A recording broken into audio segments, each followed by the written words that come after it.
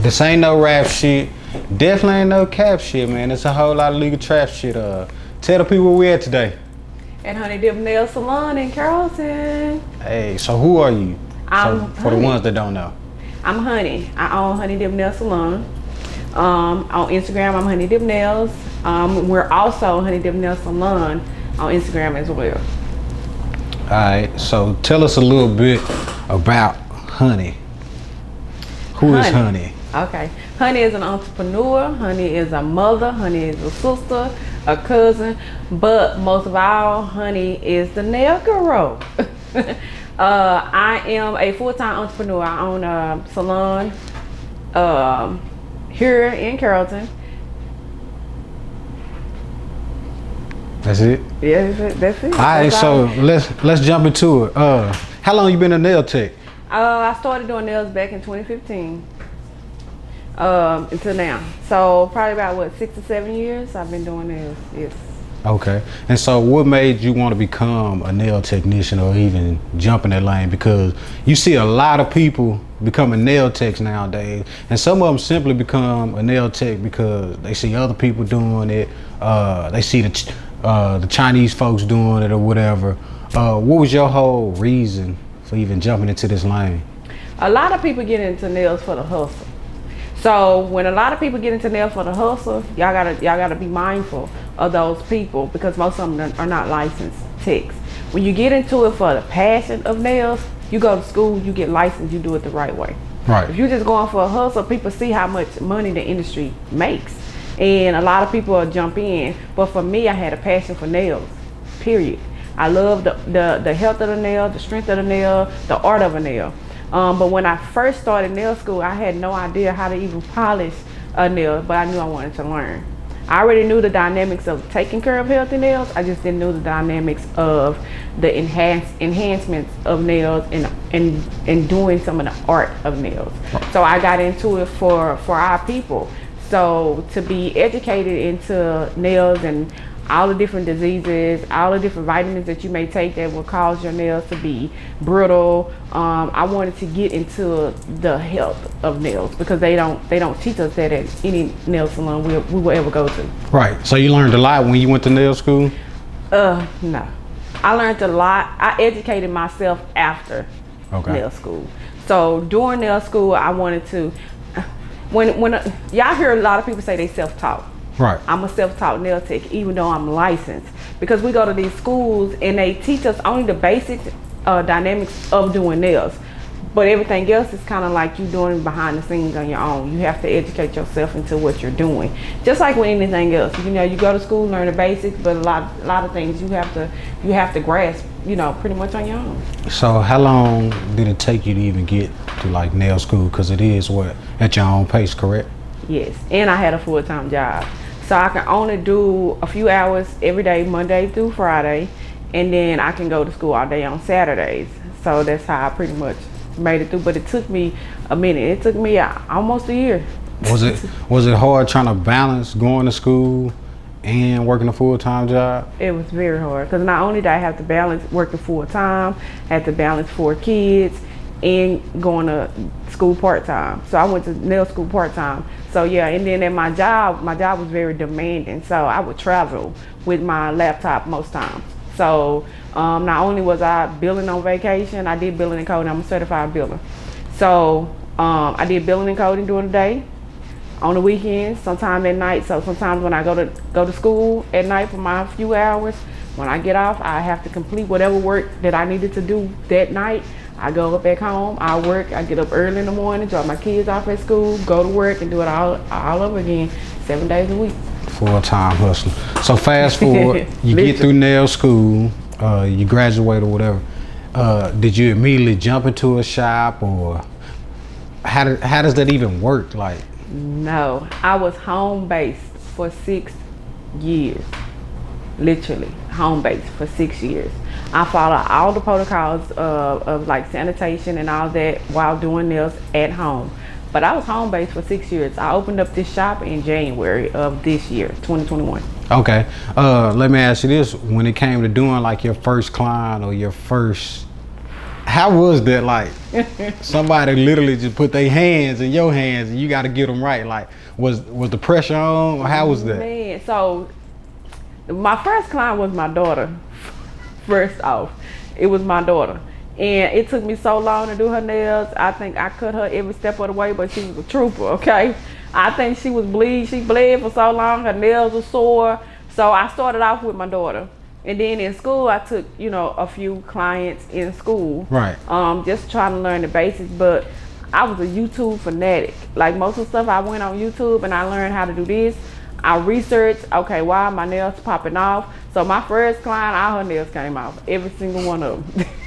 Every single nail popped off. And I'm like, okay, so I learned about what I do through the mistakes that I've made. Right. And luckily, during my my whole career, I have learned a lot from my clients. So I have really good clients that'll tell me, girl, this ain't right, this ain't this ain't that. And they'll come back like, girl, all my nails is gone. So I'm just like, okay, so come back. I had to issue refunds. When I cut them, they'll tell me, you cut me. So I had to figure out, okay, how do I hold my file and use my file without cutting? Then I had to learn, how do I stop these nails from breaking? Mm-hmm. How do I stop these nails from lifting? How do I stop these nails? So everything I learned was through like me getting a client and them telling me, giving me feedback. So in that learning process, you would say customer service is crucial because you said you cut them, the nails pop off, and you was willing to compensate them after, correct? Customer service is always number one. Okay. No matter what you do. If you have a passion for what you do, you have to understand the passion from people too, and how they want their nails and how they wear their nails and how they spend their money. So just like I'm rendering a service, they go to work every day to make the money to pay me for that service. So you have to be compassionate with them as well, because they paying their hard-earned money to me, you know. So I had to understand where they were coming from, so I can relate to a lot of things, because I understand. I'm like, if I'm paying my money, I want it to be right. And that's the key thing that I keep in my mind, in my head all the time. If I'm gonna pay my money, I want it to be right. So I put myself in their shoes. Right. So I don't want no nails to be lifting, breaking, and I done paid you this money to get it fixed. I want it done right. So yeah. Now I gotta respect that. So you're doing the nails. You said you've been home based for 6 years. At what point in time did you decide, all right, I'm gonna quit this 9 to 5, I'm gonna do nails full time, and this is how I'm gonna make my living? So I think, and this probably gonna be cliche, but to me it's not. God told me when, where, how, and he was my guidance through the whole thing. So what happened when I went full-time entrepreneur, I worked at my job for 5 years. I had a great job, paid me excellent money to do what I did. So my job, literally, they sold the company. And when they sold the company, they sold it overseas, and everybody in the company lost their job. So I was doing nails and taking like 2 clients after work. I'll take about 1 or 2 clients every day after work. And then all day, of course, on Saturdays when I went in school. So once the company shut down, God started blessing me. And my clients were like, dang, now I can come in the morning, now I can come. So it was like, yeah, girl, you can come at this time, you can come at this time. And my clientele just started building up, because now I'm open all day. Right. So the transition of it, I was a little scared, but what was you scared of about that transition? Because I have been working a full-time job my whole life. So you had a safety net. You didn't want to lose that. I had no idea what I was going into. Right. But what I did know is that I know how to hustle. If it takes me all day, all night, I'm gonna get it done, because I have real bills. You know what I'm saying? Yeah. So my job paying me good money, and I have all these bills, because now I'm making more. When you make more money, you get more bills. Right. And now I'm like, okay, now that's gone. What am I gonna do? So instead of me finding another job, I just transitioned, and of course I prayed about it, and I asked God, okay, I took at a minimum. If I take this minimum amount, time to time, this amount of clients a day, I'll make what I was making on my full-time job, times whatever I was making when I was doing 1 or 2 clients a day. So I took that, and I'm like, okay, I need to add 3 more clients a day. So those 3 clients came faithfully. So. Was it hard getting clientele? Was it hard growing your name and getting people to trust you? No. It wasn't hard for me, because I guess you know, your personality, being humble, being who you are, living in your truth, and not detouring away from who you are, took me a long way. So I've always been real with my clients. I've always been like that girlfriend that's gonna tell you the truth. So I build up a rapport, like, and word of mouth goes a long way. So most of my clients was built from like word of mouth. Would you say when you jumping into this lane, or when you jumped into support was a big factor on helping you get through and get to where you are today? Absolutely. But it was the support of strangers, people that even know me. I can't, you know, and of course my friends, but you would think that, you know, your family will be your biggest fans. Your family will be your number one support system. And when you get into entrepreneurship, you can't count on the people that you feel like you want to count on and that you should count on to be that number one support team, because it's not gonna happen. It's not gonna happen. And that's when the struggle get real. When you realize that I've met a complete stranger and they support me harder than anybody, you know what I'm saying, that I've known my whole life. Like, what is that feeling like to know, like, the people, like you said, that you known your whole life don't really support what you got going? Did that bother you? It'll hurt in the beginning, but then it'll push you too. Because, you know, through hurt and adversity, you prevail. Right. You know what I'm saying? And that's what I did. That's what I did. It gave me strength, to be honest. So when you jumped out here, what are some like the cons that you faced? The cons of what I do is to know that I have people out there that don't even know me and they proud of me. You know what I'm saying? People that don't even, you said the cons. The cons, yeah. That's a pro though. That's a pro. That's fine, we'll take that. The cons of this is sacrifice. Yeah. I mean, it's sacrifice. You sacrifice time, like events. Half the time I can't make it to events. Did you have to give up a lot? I did. I had to give up a lot of time. And time to me is important. Remember I told you about me being a woman of my word? Right. It's hard to do that now. I can say I can be there and I can be at the shop all night and won't even make it. So you still a nail tech here, or you just? Yeah, I see right there. Oh, she get it in. She ain't just home, she working. I work here. When they here all day and night, I'm here all day and night. When we all taking clients, together. I work right here side by side when I'm on nail tech. Like, I don't just come in here and be like, let me get that check, No, I'm hustling just like them. She putting in work, man. I'm putting in work every day. So what are some of the pros like? So a lot of people get a real bad misconception. Like, you jump into this entrepreneurship lane, you your own boss, and you can do whatever you want. Is that true? No, because I still have to run a business. So in some people's eyes, they see the glitz and glamour maybe sometimes of being an entrepreneur, but they don't see the hard work behind it. The nights where I'm up on my laptop trying to figure out new ways to promote, trying to find marketing strategies, trying to do this, or something that's bothering me that, or you get that client that, you know, clients be up too. They up all night. Or you get that client email to say, hey, such and such did my nails and I'm not happy. So now I got to figure out, now I'm up trying to figure out, dang, how can I make that situation better? Or on weekends, when I'm off, I'm still working. So I'm not always off.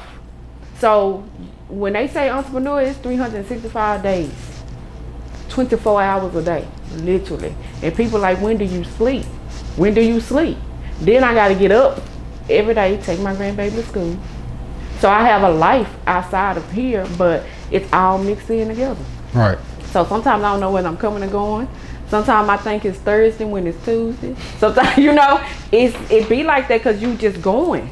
And you just want to make sure that, for me, that what you're doing, you don't fail. Because failure is not an option. And when you fail, everything around you gon' crumble. You ain't gonna be able to pay your rent. You ain't gonna be able to pay your car notes. You ain't gonna be able to. So you have to think about the things in your life that you have that you will lose when, if anything that you do fail. Because this is how I eat. So would you say that's your motivation to keep you going? All the time. Because I ain't missing no meals. I ain't missing no meals. Period. So whatever I have to do, it's gonna get done. And you know, I'm a woman of faith. I walk by that daily. Right. So yeah. So fast forward 21, you get a shop. January. During the pandemic. What was that like? Man, I don't think, if I go back to it, it'll feel like a dream. Mm-hmm. Because you know how in your dreams sometimes you see yourself falling off a cliff and then wake you wake up. Right. Or you see yourself running real fast. No, you can't run that fast. You know, I was straight go mode. It was just like driving a car but not really driving it. So it was like a bigger force behind everything that I did. You know what I'm saying? So I was like, I can't even explain it because I was so focused on go that I don't know. I can't even explain it. That it can't. I can't explain it because I feel like God was behind it. Does that make sense? Right. And whatever was for me was for me, and whatever He set forth, I followed, and that's just how I went forward with. Was it hard to find this location and get it open? Like, because a lot of people open businesses and a lot of people have to fight the city for permits and different stuff. What was that process like for you? When I tell you God was a sinner, I'm not lying. Like I'm dead serious. So I live up the street. Mm-hmm. So I pass through this street to drop my grandbaby off at school every single day. And in my mind, I always wanted to shop, but I never knew the perfect location. I thought, let me get in the center of Dallas, and that's gonna be close to everybody. But that wasn't in the plans for me. This was a nail shop before I got in here. So when I passed by here, I seen a sign up. I seen a sign up that said it was open. And I'm just like, what are the odds of that? This place was open almost a year before I inquired about it. So it was for me. It was for me. And it was already a nail shop. So all I had to do was come in and reposition. So it was already built out and everything. Built. All of the lines for the pedicure chairs, you know, you have to have lines and stuff to go through this. Right. So to get my permit, they already had a permit because it was already a nail shop. You know what I'm saying? Right. So it wasn't hard for me to get. They came in, they looked at it. Are you doing anything different than what was done? Like, no. Permit, license, everything came just like that, literally. So, but I did have a flood in here. I did have to get another contractor. So things like that went wrong. But as far as the city and knowing that this was for me, it flowed. But then you had to, before I can get my lights on, I had to get my permits. Before I can get this, so contractors couldn't come in because they couldn't work in the dark. You know, so then I had a flood. Like I had one contractor come and hooked up some sinks and he didn't hook it up right, so the water came and my whole place flooded out. So I had to get a new contractor. Then I had somebody. That part was a lot to get it built. But as far as the city, and I mean, city of Carrollton kind of worked. They worked a little different. Mm-hmm. So it was a little easier because of where I'm at too. Did you ever get discouraged at a point in time when you was opening the shop? Like, I got discouraged because I was running out of money. I got discouraged because literally I was running out of money and I still needed to do stuff. I'm like, how am I gonna do this and how am I gonna do that? So I started, the only thing I knew how to do was hustle. Right. So I'm doing it, baby. If you call me and say you want your nails done, okay. I got this one client I can do you at 8 o'clock. Got this one I can do you at 10. I can do, and I had to. The more I was spending, I had to quickly try to make it back. So it was times where I'm dealing with the shop and I have a client waiting for me at my house, and I'm like, girl, I'll be there in a minute. I'm running behind schedule because now I'm having to come here, worry about the shop, go there, and I did that back and forth for months. But my clients understood, right. You know, and that's the good thing about, you know, having loyal people in your corner. They understood. They was happy for me. They was proud of me. And it was sometimes I sit at that nail station and tell them about the process. I just cry. I would just cry because I was exhausted. It was an exhausting process. But I knew that at the same time I was chasing my dream, you know. But it wasn't always pretty. Right. You know, sometimes I would sit at that station, no wig on, my braids, I have a little wrap thing, like, girl, you know I'm tired. You know I'm tired, but they understood. Nah, that's good that you had to understand the customers. So fast forward, you get it open. What was that like to finally get it open, get people coming through? Was that a lot? It was stressful. It was stressful because now that I had it open, I didn't know. Okay, where do I go from here? Now I have these nail techs, so now I have to not only build them up, and some of my clients came with me. Some of my clients love me being at home. So it's like I dropped some, picked up some, kept some, and it was like a mixture. You know, some that that was for me have been here for me. But opening it up, I'm like, now I got real bills. You know, in my home, I was paying my bills. Right. Now I got bills there and bill here, you know. So how was I gonna do that? So the good thing about the contract that I had with my landlord, I had a few months free rent, okay? So I used that to my advantage. That's when I started to build. So now, as I build, I'm putting back for the months that I knew now when I started to pay rent, because I'm a thinker, I'm a planner. So I was putting back, the rent was free, but let me put this back. Like I'm paying rent still. Like I'm still paying rent. So that when I started paying rent, I doubled up again. And I stayed a little bit ahead, so whatever went on here, I'll still be ahead while I'm trying to build up my techs and build up our clients and build up. It was a lot, but I made it through the other side. Nah, that's beautiful. So being in this business and being black owned, do you feel like you held to a higher standard? Absolutely. Absolutely. The difference is that they can go to the other shops and they nail can be crooked, the shape can be off, they gonna come off in 2 weeks, and you'll walk out the, you'll pay your little money, you walk out the door. It won't say nothing. It won't say nothing. Either you'll be like, well, I'm just not going back, or you'll be like, well, I'm just gonna get another set next time. For us, we gonna get that backlash.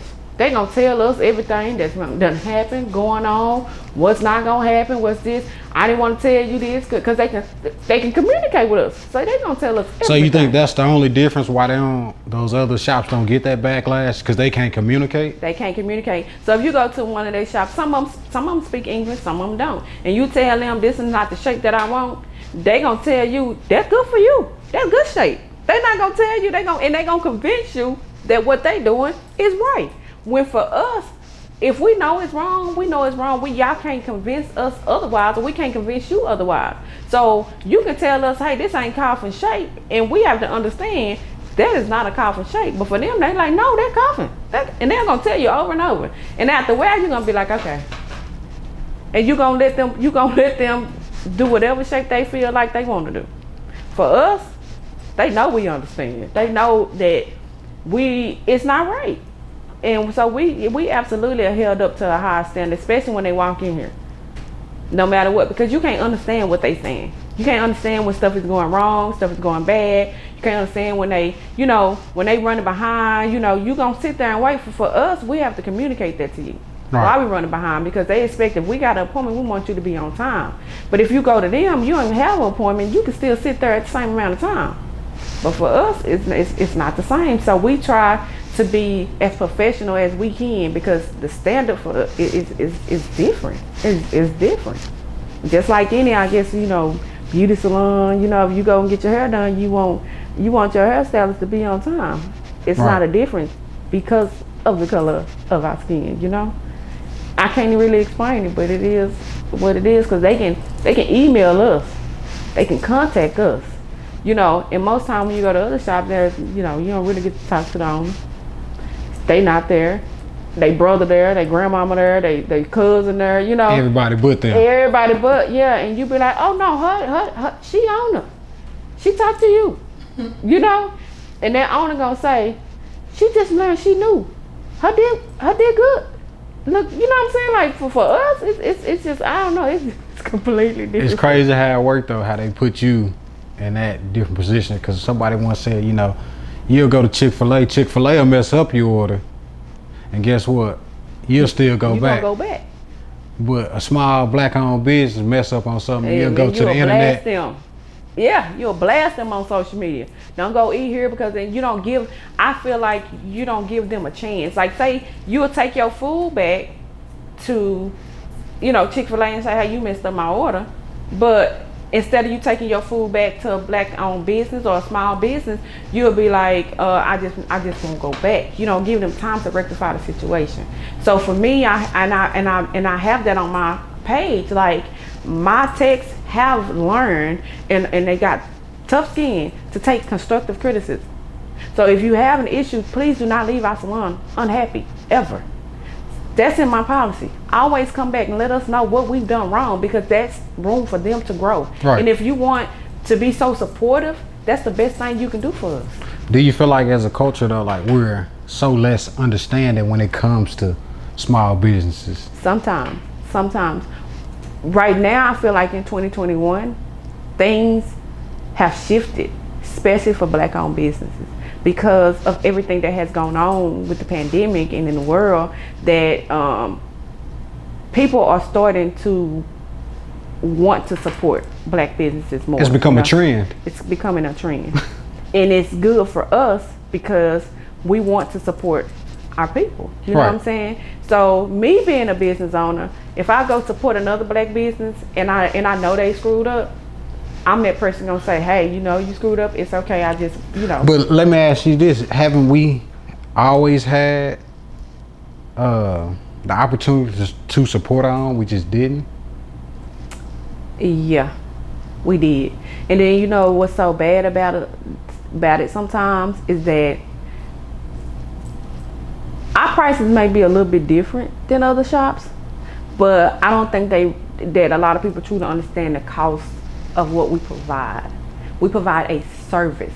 We're not a chop shop. We're not trying to get you in and out. We provide an actual service, which means that we're gonna take care of the quality of your nails and we're gonna issue quality products. So a lot of people will go and pay $25 over here instead of paying us $55.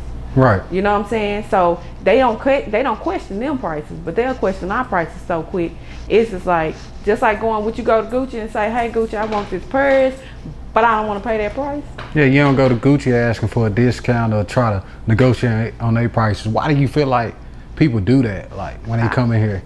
And I don't feel like, and then the crazy thing about it is I ain't never found a coupon from Gucci. You never will. No coupons. And we try to not only get what we give, you know what I'm saying, we also try to understand for the people too. So we do offer, discounts and discounted days so we can give back to the ones that are, less fortunate and still come and get quality things. I don't know why sometimes it feel like, okay, hey, I don't want to pay. It could be a lot of reasons. I think the black community sometimes are envious of each other. It's a lot of envy that goes around in the black community. And I think sometimes it can be that. Sometimes it can be like, I'm not gonna pay such and such for that, but then you'll go outside of our race and pay somebody else for it instead of bringing up the sister over here and helping her, Right. It can be a million reasons. Are you faced with a lot of envy in this business and a lot of hate?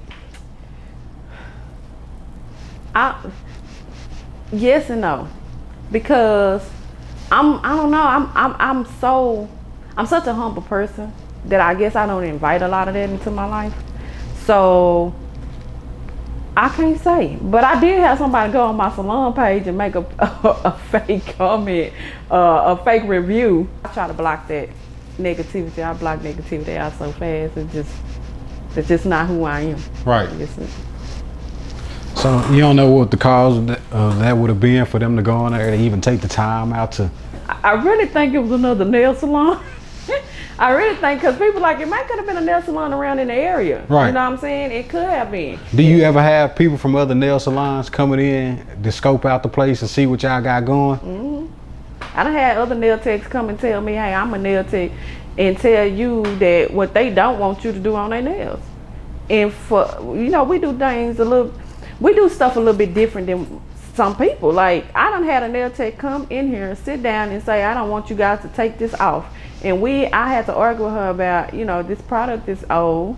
We like to, start fresh. This needs to come out. No, I'm a nail tech. That's when it came out. I'm a nail tech, and I don't want it taken off. And so we had to kind of go through this thing. But in my mind, I'm like, if you a nail tech and you put this on your nails, then why are you here? You know what I'm saying? So that's when I started realizing that people do come to check it out, or sometimes you have a nail tech that don't feel like doing their own nails. But who's to say which is which? I try to, like I said, block out the negativity, and like you here now, Yeah. Alright, so what advice could you give to upcoming nail techs, entrepreneurs, aspiring entrepreneurs, just on their journey? The best advice that I can give to anybody, and I'm looking straight in the camera, to anybody that has a dream, a plan, or any of that, to never give up. Never give up. That's the best advice I can ever give. Keep pushing. All right. So tell the people once again where you located at, your social media.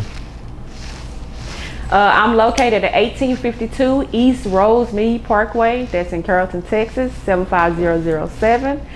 You can find us on Instagram at Honey Dip Nails and at Honey Dip Nails Salon. You can find us on Facebook at Honey Dip Nails, and TikTok at Honey Dip Nails. What else we got? Oh, Snap. Honey Dip Nails. Everything is Honey Dip Nails, but we do not have a Twitter. Hey man, you heard it first from Honey herself, man. This ain't no rap shit. Definitely ain't no cap shit, man. We're Honey Dip Nails, man. It's a whole lot of legal trap shit.